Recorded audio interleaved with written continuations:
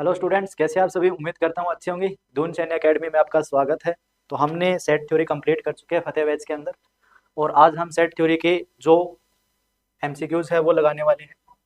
हमारे पास जो set theory है वो हम कंप्लीट कर चुके हैं। जिस बच्चे ने अभी तक सेट थ्योरी को कंप्लीट नहीं किया है वो एक बार जो दोनों लेक्चर है वो देख लें, उसके बाद क्या करें, क्वेश्चन लगाएं। ठीक है।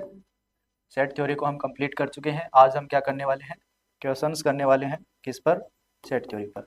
अगर कोई भी बच्चा एनडीए सितंबर वाले एग्जाम के लिए तैयारी कर रहा है तो दून सैन्य अकेडमी में वो कांटेक्ट कर सकता है 9512278789 पर। क्लियर। तो यहाँ पर हम आपको पूरा सिलेबस कंप्लीट करेंगे 3 या 4 महीने के अंदर, और ज़्यादा से ज़्यादा मैक्सिमम आपको 6 या 7 हज़ार क्वेश्चन की प्रैक्टिस कराई जाएगी, जिससे आप रिटर्न में अच्छा परफॉर्म कर सकते हैं। तो चलिए क्वेश्चन नंबर 1 से स्टार्ट करते हैं। Write the following set in roster form S equal to there है x is a solution of the equation. आपको क्या करना है, एक सेट है, इस सेट को आपको रोस्टर फॉर्म में लिखना है जो क्या दिया हुआ है, इस इक्वेशन का एक सॉल्यूशन हो। क्लियर। तो चलिए, हमें क्या गिवन है, जो इक्वेशन दे रखी है वो दे रखी है x square minus x equal to 0। इसके अगर हम फैक्टर बनाएंगे तो क्या बनेगा, x square minus 3x plus 2x minus x equal to 0 हो जाएगा। एक्स कॉमन निकालेंगे तो यह आ जाएगा एक्स माइनस 3, और प्लस 2 कॉमन निकालोगे तो x minus 3 equal to 0।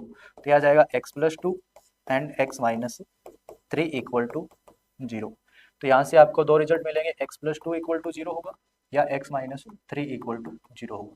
X की वैल्यू -2 हो सकती है या एक्स की वैल्यू 3 हो सकती है।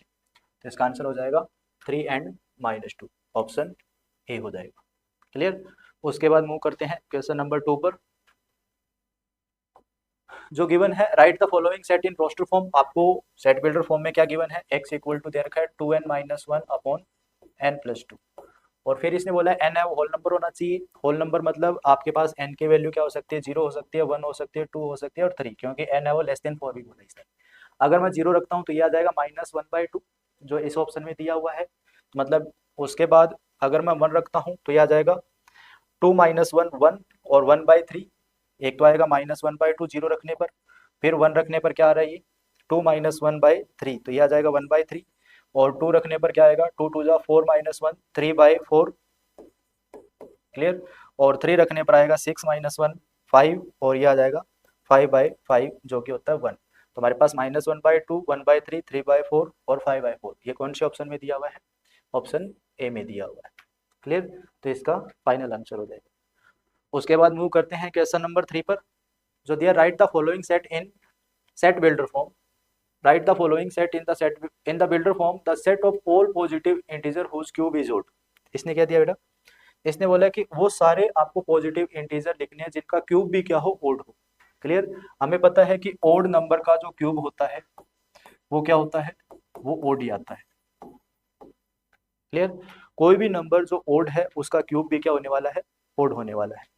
क्लियर। हम ओड नंबर्स को कैसे लिखते हैं, ओड नंबर्स को आप क्या लिख सकते हैं, अगर आप यहाँ पर कोई भी होल नंबर रखते हैं इस इक्वेशन में 2k+1, अगर मैं होल नंबर 0 रखता हूँ यहाँ पर तो ये आएगा 1, फिर अगर मैं यहाँ पर 1 रखता हूँ तो 2+1 क्या आ जाएगा, 3 आ जाएगा। तो ये किसकी फॉर्म है, ओड नंबर्स की फॉर्म है। क्लियर। ओड नंबर को हम कैसे लिखते हैं, 2k+1 लिखते हैं। तो आप इसका ओड नंबर का क्यूब करोगे तो हमारे पास क्या आने वाला है, ओड नंबर ही आने वाला है। तो इसका ऑप्शन क्या हो जाएगा, सी हो जाएगा। क्योंकि अगर आपने इस नंबर में होल नंबर रखा यहाँ पर, जैसे मैं 0 रखता हूँ तो यहाँ पर क्या बनेगा 2, तो 2 का क्यूब क्या हो जाएगा 8, वो होना क्या चाहिए था, ओड ही होना चाहिए था। ऑप्शन 1 रॉन्ग हो जाएगा। अगर मैंने यहाँ पर क्या रखा 1, क्लियर, तो यह आ जाएगा, जैसे 0 रखा तो 3 का क्यूब 27, अगर मैंने 1 रखा तो क्या बनेगा यहाँ पर 5, ये भी ओड बन रहा है। अगर मैंने यहाँ पर क्या रखा, जैसे कि मैंने यहाँ पर रखा 3, 3 2 जा 6 और 3 9, ये भी क्या रहा है, ओड नंबर। लेकिन हम इन दोनों में से इसी को क्यों सेलेक्ट किया, क्योंकि ये सारे ओड नंबर को रिप्रेजेंट करेगा, यहाँ पर कभी भी क्या नहीं बन पाएगा, 1 नहीं आ पाएगा। क्लियर। तो 1 का क्यूब भी क्या होता है, वो ओड ही होता है। तो सबसे पहला ओड नंबर कहाँ से बनेगा, 2k+1 से बनेगा, जब हम k की जगह क्या रखेंगे, होल नंबर रखेंगे। क्लियर। अगर ये ऑप्शन नहीं होता तो ये हमारे पास ये आंसर हो जाता। क्लियर। तो इसका आंसर क्या हो जाएगा, x इक्वल टू 2k+1। उसके बाद है मूव करते हैं क्वेश्चन नंबर 4 पर, जो दिया में right the following set in set builder form. आपको रोस्टर फॉर्म दे रखा है सेट बिल्डर फॉर्म लिखना है इनमें से। देखिए ये दे रखा 1, ये दे रखा 2, दोनों में 1 का डिफरेंस है। अगर ऊपर वाला n है तो नीचे वाला n+1 है। अगर ये n2 है तो ये n+1 है। अगर ये n3 है तो ये n+1 है। अगर ये n है तो ये n+1 है। इसका मतलब इनमें से हमारे पास जो फॉर्म बनने वाली है वो बनने वाली है n और n+1 वाली। और n क्या है, नेचुरल नंबर भी है, बिल्कुल नेचुरल नंबर है सारी। और n की वैल्यू कहाँ तक होनी चाहिए, 1 से लेकर 9 तक। n के अगर आप 1 से 9 तक रखोगे तो n+1 क्या बन जाएगा, 2 से 10 तक बन जाएगा। तो इसका ऑप्शन सी हो जाएगा। क्लियर। अच्छे अच्छे क्वेश्चन दिए हुए हैं इसमें।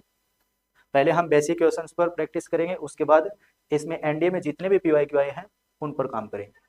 Clear.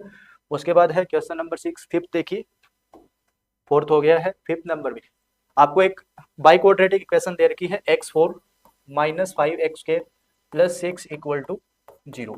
x belong to real numbers, इनमें से कौन सा सेट होगा, तो हम इसके फैक्टर बना लेते हैं। x4 ये हो जाएगा -3x² - 2x² + 6 = 0 हो जाएगा। x² कॉमन निकालेंगे तो x² - 3 बचेगा, -2 कॉमन निकालोगे तो x² - 3 बचेगा, = 0 हो जाएगा।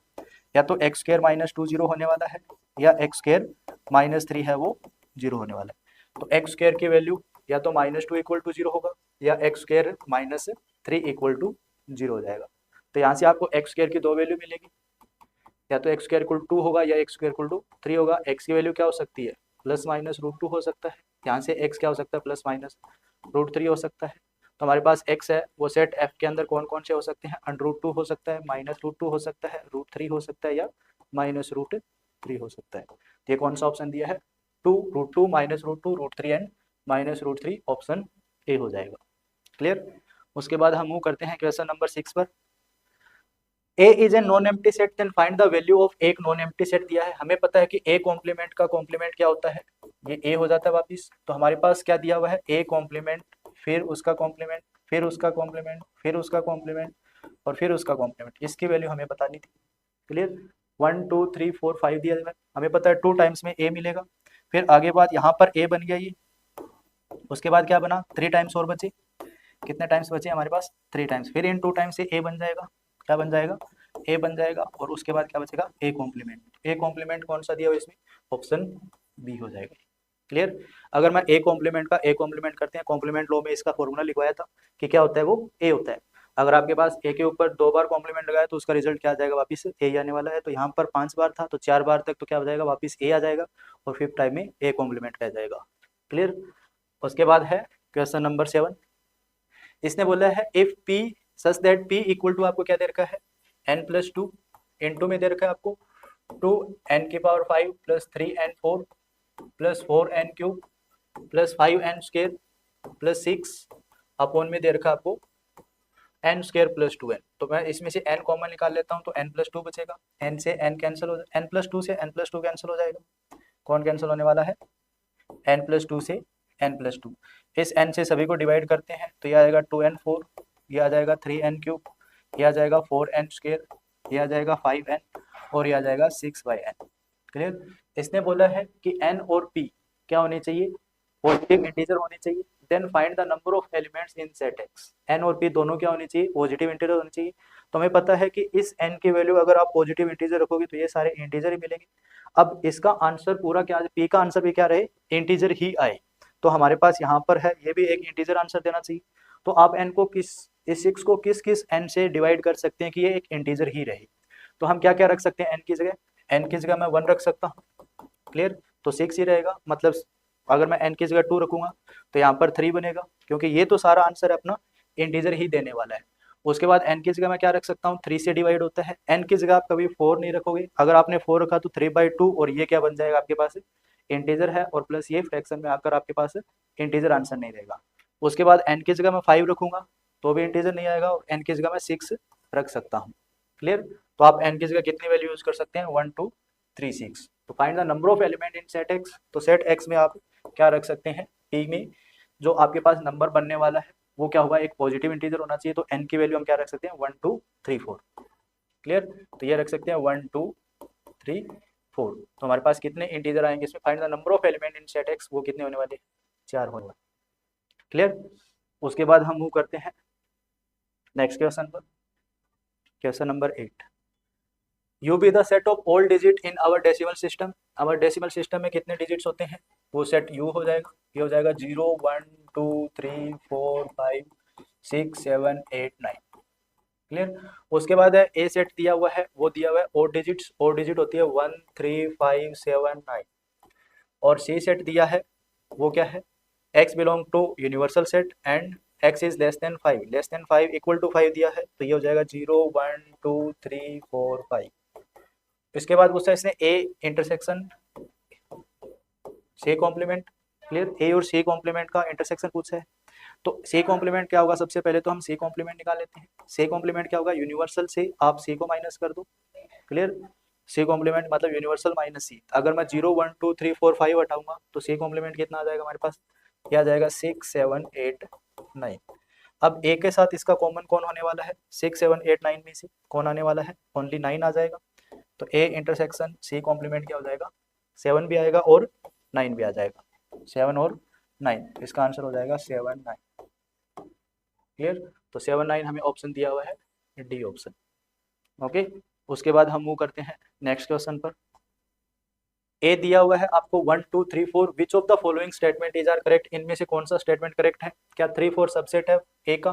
देखिए एक दो चीजें होती है इसमें, हम क्या लिख सकते हैं, 1 बिलोंग्स टू ए लिख सकते हो आप, 2 बिलोंग्स टू ए लिख सकते हो आप, 3 4 को आप बिलोंग्स टू लिख सकते हैं कि वो ए के अंदर है, और 5 को आप क्या लिख सकते हैं, बिलोंग्स टू ए लिख सकते हैं। मतलब एज इट इज वो सेट से उठाकर हम क्या लिख सकते हैं कि वो सेट के अंदर बिलोंग करता है। अगर आपको सबसेट बनाना है तो इसके आगे कर्ली ब्रैकेट लगाना पड़ेगा। 1 है वो सबसेट होगा ए का, उसके बाद 2 है वो सबसेट होगा ए का। अगर आपको 3 4 को सबसेट बनाना है तो हमें इसके आगे भी एक कर्ली ब्रैकेट फिर से लगाना पड़ेगा, अब ये ए का सबसेट होगा।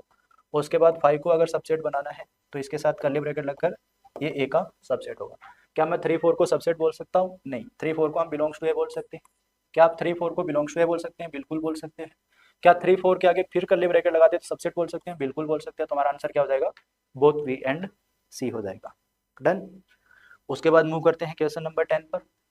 विच of the following sets is a null set, इनमें से कौन सा सेट एक नल सेट है। क्या 1 से लेस देन इंटीजर होते हैं, बिल्कुल होते हैं। नल सेट वो होता है जिसके अंदर एक भी एलिमेंट ना हो। Clear.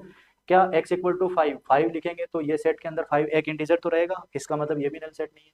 X square equal to 1, x की दो वैल्यू देगा +1 और -1। अगर मैं एक्स स्क्वायर इक्वल टू 1 रखता हूँ तो मेरे पास एक्स की दो वैल्यू मिलती है +1 और -1, इसका मतलब इस सेट में 1 और -1 आएंगे, मतलब ये भी नल सेट नहीं है। क्या ये नल सेट है, बिल्कुल ये नल सेट है। X square plus x plus 1, जब आप इसके फैक्टर बनाओगे तो इसका डिस्क्रिमिनेंट क्या आएगा, लेस देन 0 आएगा। तो इसके दोनों के दोनों 0 होंगे, वो रूट होंगे, वो क्या होने वाले हैं, इमेजिनरी रूट होने वाले हैं। क्लियर। तो इसने बोला है कि x रियल होना चाहिए, तो इसके दोनों सॉल्यूशन रियल नहीं हो सकते, तो इसका मतलब ये क्या हो जाएगा, नल सेट हो जाएगा। क्लियर।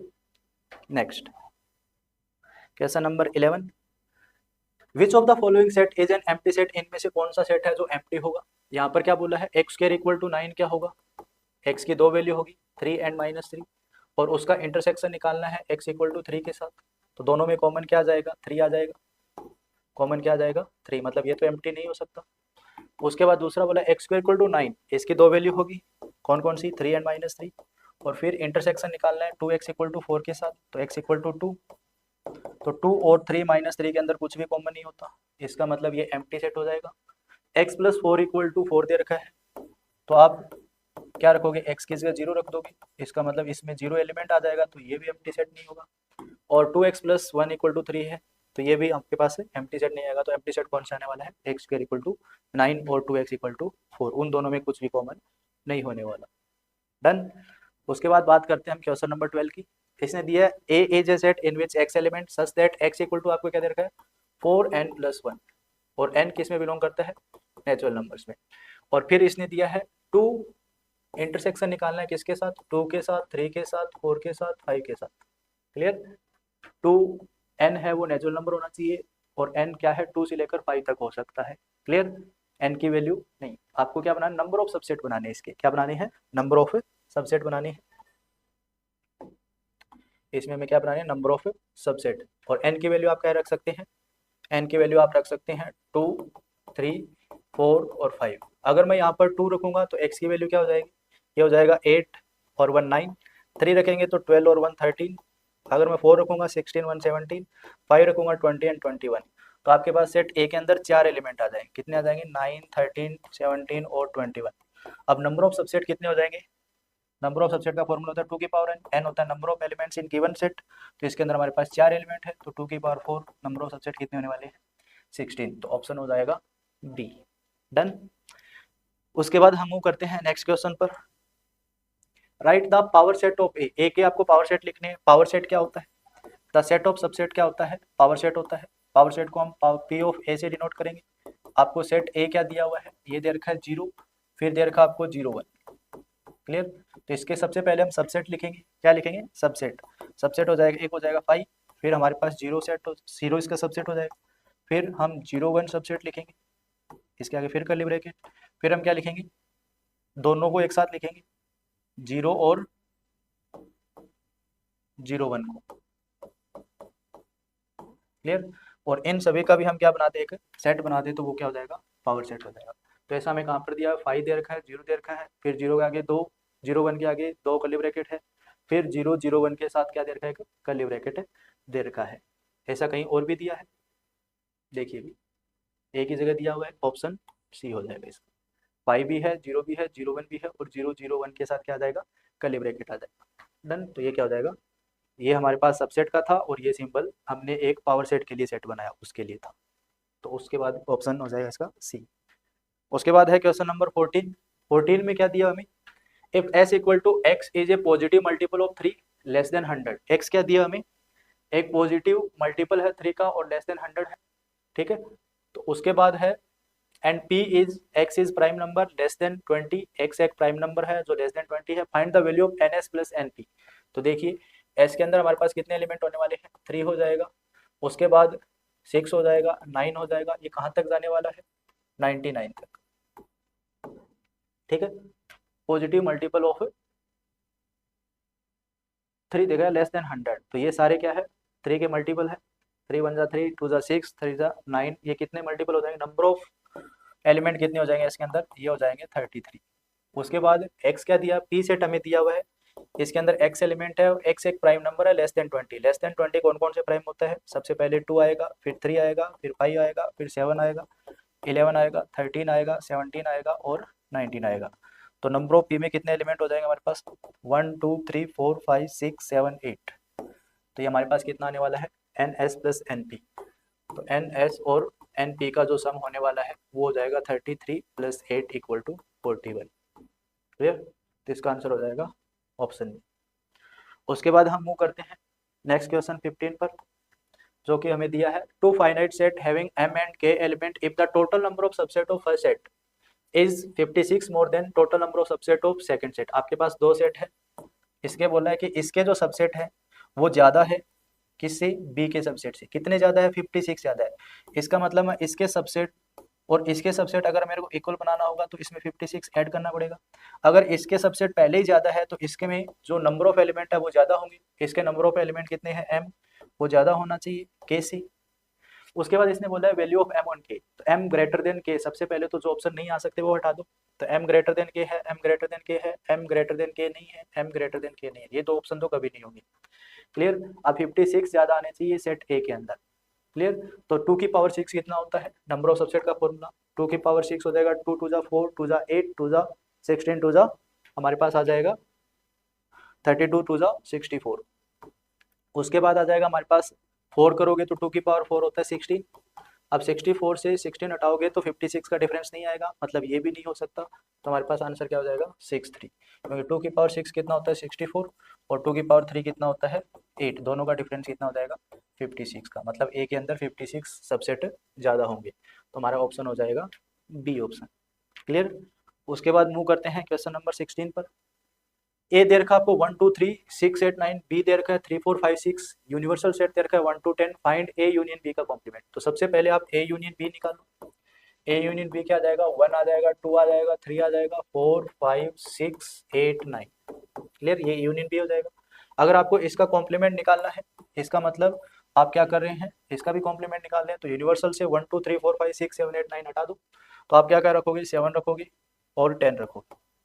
क्लियर? 1 2 3 4 5 6 भी नहीं है, और क्या नहीं है हमारे पास? 7 है, 8 नहीं है और 9 भी नहीं है, 7 और 10, तो यह आ जाएगा ए यूनियन बी का कॉम्प्लीमेंट, ऑप्शन डी हो जाएगा। डन। उसके बाद मूव करते हैं क्वेश्चन नंबर 17 पर। If A and B are two non-empty set and U is an universal set, then the shaded region, तो shaded region इनमें से कौन सा होने वाला है? ये पोर्शन है, ये क्या है? B में से हमने इंटरसेक्शन हटा रखा है, क्या हटा रखा है? B में से इंटरसेक्शन हटा रखा है। यूनिवर्सल माइनस बी नोट क्या होता है? ये तो B का कॉम्प्लीमेंट होता है, बी नोट मतलब B हो जाएगा, क्योंकि आपके पास B कॉम्प्लीमेंट क्या होता है? ये होता है यूनिवर्सल माइनस बी। अगर मैं इसको यूनिवर्सल माइनस बी कॉम्प्लीमेंट लिखूं तो इसको मैं क्या लिख सकता हूँ? बी लिख सकता हूँ। और ये क्या है? बी पार्ट है, बी से हम क्या घटा दें? अगर उसका कॉमन हटा दें तो यही पार्ट आएगा। बी से इसका कॉमन पार्ट इसने हटा दिया तो कौन सा बचा? शेडेड रीजन बचा, तो इसका ऑप्शन क्या हो जाएगा? डी हो जाएगा। क्लियर। उसके बाद क्वेश्चन नंबर 18 देखिए, write the following set in roster form, इनको रोस्टर फॉर्म में लिखना है। 30 से लेकर 40 तक प्राइम नंबर कौन कौन होता है? 31, 37, 41, क्या ये होते हैं प्राइम नंबर? 30 से लेकर 40 तक, ये 41 आ गया तो ये नहीं लिख सकते हम। 31 और 37 क्या दोनों प्राइम है? ये लिख सकते हैं कि दोनों प्राइम है। 29, 31 और 29 मतलब 30 से ज़्यादा होना चाहिए, 29 ये भी नहीं हो सकता, तो ऑप्शन क्या आ जाएगा? बी हो जाएगा। डन।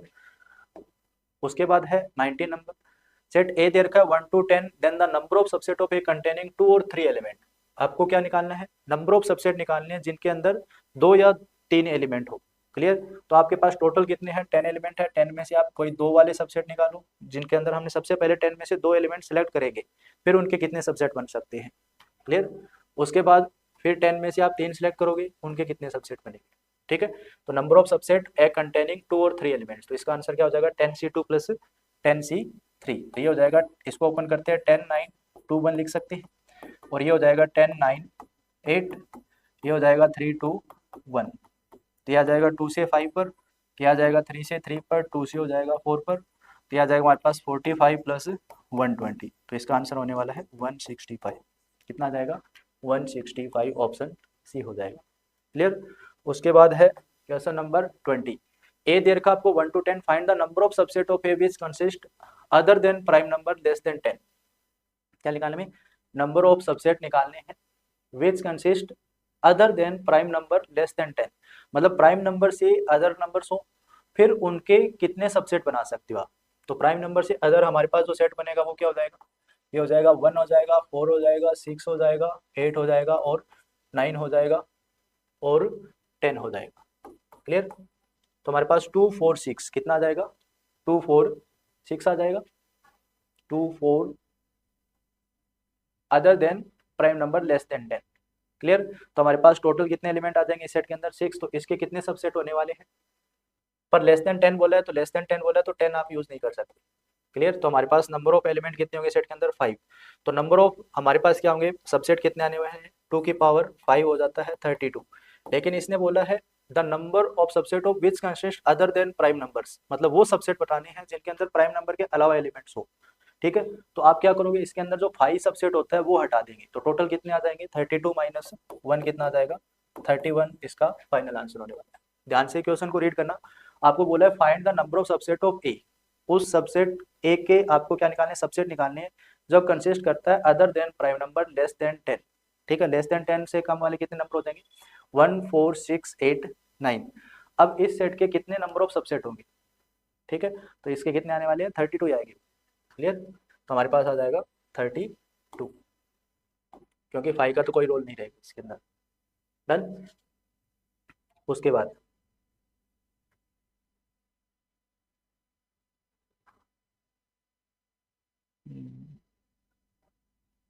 नहीं, 31 आएगा। कैसे आएगा? देखिए,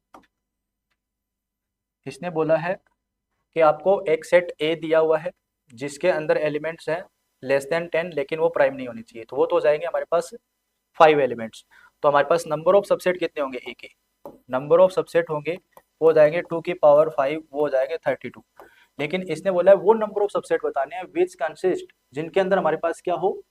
जो नंबर्स है वो प्राइम नंबर्स के अलावा हो, मतलब नंबर्स उनके अंदर होने जरूरी है। तो 5 के अंदर तो कोई नंबर होता ही नहीं है, तो हमारे पास बाकी जो 31 सबसेट होंगे, एक नंबर एक सबसेट ऐसा होगा जो 5 होगा जिसके अंदर ना प्राइम होगा ना मतलब बाकी को प्राइम नंबर होंगे। तो हमारे पास क्या आ जाएंगे? 31 सबसेट होंगे जिनके अंदर कोई ना कोई प्राइम नंबर के अलावा एलिमेंट कंसिस्ट कर रहा होगा, तो इसका आंसर हो जाएगा 31। क्या करना है 31। डन। अच्छा क्वेश्चन था, लैंग्वेज इसकी समझनी है, फिर इसका आंसर देना। उसके बाद है if A and B are two sets then the symmetric difference between A and B. A और बी के बीच में सिमेट्रिक डिफरेंस क्या होगा? तो ए सिमेट्रिक बी क्या होता है? ये होता है हमारे पास A minus B union of B minus C. तो सबसे पहले आप ए माइनस बी निकालो, ए से बी के एलिमेंट हटा दो, तो क्या आने वाला है हमारे पास? ए से अगर मैं बी हटाऊंगा तो 1 नहीं लिख सकता, 2 लिख सकता हूँ, 3 नहीं लिख सकता, 4 लिख सकता हूँ। तो हम क्या लिख सकते हैं? 2 और 4 लिख सकते हैं। क्लियर? 1 3 5 नहीं लिख सकते। बी माइनस ए में आप क्या लिख सकते हैं? 1 नहीं लिख सकते, 3 नहीं लिख सकते, 5 नहीं लिख सकते, ओनली 7 लिख सकते हैं। तो एसिमेट्रिक बी में क्या आने वाला है? 2 4 7 आने वाला है। हमारे पास ऑप्शन ए हो जाएगा। डन। उसके बाद मूव करते हैं क्वेश्चन नंबर 22 पर। If A and B are two finite set then number of A minus number of A union B क्या होगा? हमें पूछा है number of A minus number of A union B. अब ए यूनियन बी का आपने cardinal formula में formula याद किया होगा, क्या होता है? Number of A plus number of B minus number of A intersection. जब ये माइनस अंदर जाएगा तो जो पॉजिटिव है उसको नेगेटिव कर देगा और नेगेटिव उसको पॉजिटिव कर देगा। ये बनेगा number of A minus number of A minus number of B और प्लस हो जाएगा number of A intersection B. Done. तो नंबर ऑफ ए से नंबर ऑफ ए कैंसिल, तो हमारे पास रिजल्ट आएगा वो आ जाएगा number of A intersection B minus number of B, जो कि हमारे पास ऑप्शन डी है। डन। उसके बाद मूव करते हैं 23 नंबर देखिए। each x are contain 5 element and y are contain 2 element and u are equal to 1 xr। इसने क्या दिया है? u are equal to 1 to 20 xr, मतलब x के जितने भी सेट्स हैं उन सभी का यूनियन किया गया 1 से लेकर 20 सेट्स का, और वो क्या बना रहा है? सेट S बना रहा है। मतलब आपके पास कितने सेट दिए? x1 यूनियन r किसी का 2 रखूंगा तो x2 सेट बनेगा, फिर यूनियन x3 सेट बनेगा। इस तरह से हमारे पास 20 सेट है और सभी का यूनियन क्या है? S दिया हुआ है। अब इसने बोला कि x1 x2 x3 सभी के अंदर कितने एलिमेंट है? 5 एलिमेंट है। अगर सभी के अंदर 5 एलिमेंट डिफरेंट है, डिस्टिंक्ट है, इसका मतलब टोटल नंबर ऑफ एलिमेंट होंगे XR के अंदर, वो कितने होने वाले हैं? 20 इंटू 5, वो हो जाएंगे 100। इसी तरह y1 है यूनियन y2, ये कितने सेट दे रखे हैं? n सेट दे रखे हैं। कितने दे रखे हैं? n सेट, और इससे भी सेट S बन रहा है। तो टोटल नंबर ऑफ सब सेट एलिमेंट्स कितने हो जाएंगे वाई आर के अंदर? तो हर एक के अंदर कितने एलिमेंट है? 2n, मतलब 2 एलिमेंट कंटेन करता है, और ऐसे n सेट दे रखे हैं तो हमारे पास 2n एलिमेंट हो जाएंगे। फिर इसने बोला if each element of S belong to exactly 10 of xi। तो हमारे पास जैसे कि S के अंदर 100 जो डिस्टिंक्ट एलिमेंट आए थे, हमने क्या माने थे? डिस्टिंक्ट है तो 100 एलिमेंट आए, लेकिन इसने बोला कि ईच एलिमेंट ऑफ S का हर एक एलिमेंट 10x के अंदर कॉमन है। इसका मतलब वो 10 टाइम्स रिपीट हुआ है, मतलब हर एक एलिमेंट क्या है? 10 टाइम्स आया है। दूसरा एलिमेंट है वो किन्हीं 10 के अंदर है, इसका मतलब वो 10 टाइम रिपीट हुआ है। तीसरा एलिमेंट है वो 10 टाइम रिपीट हुआ है। तो टोटल डिस्टिंक्ट एलिमेंट कितने होंगे इसके अंदर? जो हमने 100 माने थे वो 100 नहीं है, क्योंकि सेट के अंदर आप रिपीटेड वाले एलिमेंट को नहीं ले सकते, एक ही बार लिख सकते हैं। तो अगर वो 10 टाइम्स आ रहा है, इसका मतलब इसके अंदर जितने 100 एलिमेंट थे वो सारे क्या थे? 10 टाइम्स थे। इसका मतलब नंबर ऑफ मैक्सिमम एलिमेंट कितने होने चाहिए जो डिस्टिंक्ट होंगे XR के अंदर? हमने टोटल बनाए थे 100, लेकिन वो 10 टाइम्स रिपीट हो रही थी, तो हम 10 से डिवाइड कर देंगे। क्लियर? आपको एक ही बार लेना है, तो आपके पास मैक्सिमम कितने एलिमेंट होंगे? 10 एलिमेंट्स होने वाले हैं जो मैक्सिमम होंगे, डिस्टिंक्ट होंगे किसके अंदर? XR के अंदर। क्लियर? तो XR का मतलब है कि 1 से लेकर 20 सेट्स है, उनका आपने यूनियन किया तो सेट S बना। हमने माना था कि हर एक X के अंदर 5 एलिमेंट डिफरेंट थे, तो हमारे पास टोटल एलिमेंट होने चाहिए 100। लेकिन क्वेश्चन में बोल रहा है कि आपने जो S बनाया है इसके अंदर जो 100 एलिमेंट आए हैं उनमें से हर एक एलिमेंट 10 के अंदर कॉमन है। इसका मतलब आपने क्या किया? हर एक एलिमेंट 10 सेट के अंदर कॉमन है, लेकिन आप जो यूनियन कर रहे हैं उसमें तो एक ही बार लिख सकते हैं। तो आपने जो 10 बार लिखे है हर एक एलिमेंट को, तो उसको आप एक एक बार लिखोगे। एक एक बार लिखोगे तो आप 10 से डिवाइड कर दोगे, तो इसके अंदर टोटल एलिमेंट आप कितने बचने वाले हैं? 10 बचने वाले हैं। उम्मीद करता हूँ ये समझ आया होगा। इसी तरह क्या है कि y से 1 से लेकर yn तक के जितने भी सेट्स थे उनके अंदर हर एक के अंदर 2 एलिमेंट थे। अगर हमने दो सभी को 2 को डिस्टिंक्ट माना तो हमारे पास टोटल इतने एलिमेंट होने चाहिए S के अंदर। लेकिन इसने बोला कि yi के जितने भी एलिमेंट बने हैं यूनियन करने पर, जैसे हमारे पास 2n बने थे, उन 2n में से हर एक एलिमेंट वो 4y के अंदर है, जैसे y1 y2 y3 y4 के अंदर उन 2n एलिमेंट्स में से पहला element y1 y2 y3 y4 में है, दूसरा एलिमेंट किन्हीं 4 के अंदर अलग से है, तीसरा एलिमेंट किन्हीं 4 के अंदर है। इसका मतलब हर एक एलिमेंट वो भी रिपीट हो रहा है, इसका मतलब आप उसको भी क्या करोगे सारे, अगर आपको डिस्टिंक्ट एलिमेंट निकालने हैं किसके अंदर, ये डिस्टिंक्ट एलिमेंट है, distinct element in X are कितने हो गए 10 और distinct element in Y are कितने हो जाएंगे, जो आप 2 मान रहे थे वो सारे डिस्टिंक्ट होने पर थे लेकिन उनमें से 4 रिपीट हो रहे थे, तो उस 4 से आप डिवाइड करोगे तो कितना आ जाएगा 2n4, 2n/4 क्या हो जाएंगे डिस्टिंक्ट एलिमेंट हो जाएंगे सेट एस के अंदर, जो किससे बना है वाई आर के यूनियन से बना है। ये आ जाएगा, ये भी सेट एस बना रहा है, ये भी सेट एस बना रहा है, तो इन दोनों को इक्वल रख देते हैं, तो 10 इक्वल टू क्या हो जाएगा 2n/4, 2 से 2 पर कैंसिल होगा तो n की वैल्यू कितनी होने वाली है हमारे पास 20 आ जाएगा। क्लियर, कितना आ जाएगा n equal to 20, option C हो जाएगा। समझिए, दोबारा बता देता हूँ एक बार। इसने बोला कि आपके पास each set of X R का हर एक सेट 5 एलिमेंट कंटेंट करता है, तो मैंने ऐसे कितने सेट थे 20 सेट थे हमारे पास, हर एक एलिमेंट के अंदर 5-5 एलिमेंट थे। अगर हमने माना कि वो सारे 5 के 5 हर एक सेट के अंदर डिफरेंट है तो टोटल 100 एलिमेंट होने चाहिए, लेकिन इसने वाला कि जो एस के अंदर आपने सेट बनाए हैं, एलिमेंट्स बनाए हैं, सेट एस बनाया है इनके यूनियन से, उसका हर एक एलिमेंट अब दोबारा से इन 20 में से किन्हीं 10 के साथ कॉमन है, मतलब हर एक एलिमेंट मतलब 10 के साथ कॉमन है। इसका मतलब अगर 1 10 टाइम्स होगा तभी तो 10 के साथ कॉमन होगा वो, तो आपको तो एक ही बार लिखना है तो आप 10 से डिवाइड कर दोगे। क्लियर, 2n है वो भी किन्हीं 4 के साथ कॉमन है तो उसको 4 से डिवाइड कर दोगे, ये दोनों सेट s बना रहे थे, दोनों को इक्वल रखेंगे तो और n की वैल्यू आ जाएगी। नेक्स्ट 24 है, two finite set having m and n elements, दो फाइनाइट सेट है जिनके अंदर m और n एलिमेंट है, the number of subset of first set is 112 more, मतलब फर्स्ट सेट के अंदर एलिमेंट ज्यादा होंगे दूसरे सेट से, तो हमारे पास ये ऑप्शन डायरेक्ट हट जाएगा, ये हट जाएगा, ये हट जाएगा, तो बचा तो एक ही है, तो 2 की पावर 7 और एक हो जाएगा 2 की पावर 4, 2 की पावर 7 हमारे पास आ जाएगा 128, 2 की पावर हो जाएगा 16, तो फर्स्ट सेट के अंदर कितने ज़्यादा आएंगे 112, तो ये तो डायरेक्ट फॉर्मूले से बन जाएगा। क्वेश्चन की लैंग्वेज समझनी है और डायरेक्ट आंसर दे देना है। डन। उसके बाद क्या है, A union B union C, intersection A intersection B complement and intersection C complement का फिर से intersection and C complement equals to, तो इसकी वैल्यू हमें बतानी है, तो इसके लिए आप क्या करोगे, या तो वेन डायग्राम से सोल्व करो या फिर आपको क्या करना है, कुछ ऐसे एक एग्जाम्पल ले लिया जाए और उससे इसको भी सोल्व कर सकते हैं, दोनों तरीके हैं आपके पास। ठीक है, जैसे कि मैं क्या करता हूँ, अगर कॉम्प्लीमेंट निकालना तो यूनिवर्सल सेट लिख लो, जैसे मैंने लिखा 1 2 3 4 5 6, फिर मैंने ए लिखा 1 2 3, ए और बी में भी कॉमन होना चाहिए, बी लिखा मैंने 3 4 5 6 और सी लिखा मैंने, ये लिख लिया मैंने 3 7 8 9। ठीक है, 3 6 तक लिखने हमें, 3 और हमने लिख लिया 3 4 5, क्या लिखा है 3 4 5। अब तीनों के अंदर भी कॉमन है, बी सी के अंदर भी कॉमन है, ए बी के अंदर भी कॉमन है और ए सी के अंदर भी कॉमन है। क्लियर, तो हमारे पास क्या आएगा A union B union C, तो यही हो जाएगा A union B union C, क्या होने वाला है वो हो जाएगा 1 2 3 4 5 6। क्लियर, 1 2 3 4 भी आ जाएगा, 5 6 भी आ जाएगा।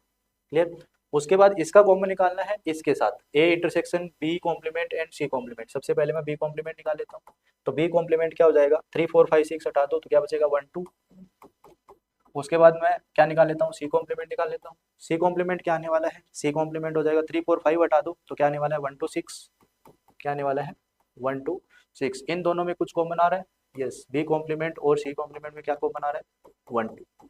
क्लियर, अब इसका कॉमन किसके साथ निकालना है, ए के साथ, ए के साथ किसका कॉमन निकालना है B complement intersection C complement का, तो ए क्या था हमारे पास, ये था 1 2 3 4, इसमें क्या है 1 2 है, तो कॉमन क्या आने वाला है 1 2 आने वाला है। अब आपको क्या करना है, इसका भी कॉम्प्लीमेंट निकालना है, इसका मतलब इसका भी कॉम्प्लीमेंट निकाल देंगे, तो आप यूनिवर्सल से 1 2 हटा दो तो क्या बचने वाला है 3 4 5 6। ठीक है, अब आपके पास इन दोनों का ये आ गया हमारे पास, इसका रिजल्ट आ गया, फर्स्ट रिजल्ट ये हो गया, सेकंड रिजल्ट ये हो गया, अब इन दोनों का आपको कॉमन निकालना है, A union B union C का, इसके साथ कॉमन क्या आने वाला है 3 4 5 6 आने वाला है, क्या आने वाला है 3 4 5 6। अब आपको इसका कॉमन निकालना है सी कॉम्प्लीमेंट के साथ, सी कॉम्प्लीमेंट क्या दिया है 1 2 6, क्या दिया है 1 2 6, तो हमारे पास जो इनका कॉमन आने वाला है वो हो जाएगा 6। क्लियर। अब देखिए इनमें से किसका आंसर 6 बन रहा है, तो क्या बी कॉम्प्लीमेंट और सी कॉम्प्लीमेंट का इंटरसेक्शन 6 बन रहा है? नो, ये तो नहीं हो सकता। क्लियर। दूसरा, क्या ए और सी का कॉमन 6 बन रहा है? ए और सी के अंदर तो 6 कॉमन ही नहीं है, इसका मतलब ये भी नहीं हो सकता। तीसरा, क्या बी और सी कॉम्प्लीमेंट, बी और सी कॉम्प्लीमेंट का कॉमन है, क्या वो 6 आ रहा है? इसके अंदर 3 4 5 6 है, इसके अंदर भी 6 है, बिल्कुल ये हो जाएगा। क्या ए और सी का कॉमन, ए सी कॉम्प्लीमेंट का 6 आ रहा है आंसर? ए और सी कॉम्प्लीमेंट 1 2 आ रहा है हमारे पास, तो ये भी नहीं होगा। तो हमारे पास आंसर हो जाएगा बी इंटरसेक्शन सी कॉम्प्लीमेंट। एक छोटा सा एग्जांपल बनाइए 1 2 3 4 बस, और उसके बाद कंटिन्यू चले जाइए। डन। उसके बाद क्वेश्चन नंबर 26 देखिए क्या दिया हुआ है।